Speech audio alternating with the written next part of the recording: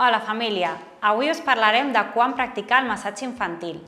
Aquest es pot realitzar durant tota la infància i més enllà. Això sí, cal tenir en compte alguns canvis segons l'etapa evolutiva del nen. Els grups d'edat són orientatius i pot ser que alguns necessiten els canvis abans o després que els altres.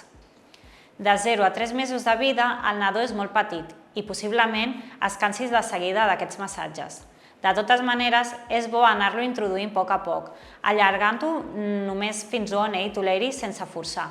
De mica en mica anirà tolerant més parts del cos i més estona. De 3 a 6 mesos d'edat. Aquesta és la ideal, encara que possiblement descobriràs que alguns tenen les seves preferències i límits de temps.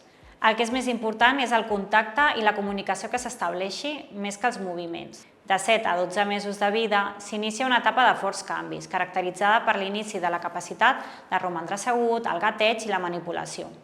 La criatura, en molts casos, no tindrà ganes d'estar estirada una estona molt llarga, mentre que es realitza el massatge, i voldrà, en canvi, explorar el seu voltant, tocar coses i tocar-se les mans, posar-se de peu fins i tot caminar. En aquesta etapa del massatge s'ha de convertir en un joc més, deixant de ser una sèrie de moviments ordenats i concrets i passant a convertir-se en joc de carícies, pessigolles, jocs de faldilla i qualsevol tipus d'altre joc que consisteixi o es pugui combinar amb el contacte pell amb pell.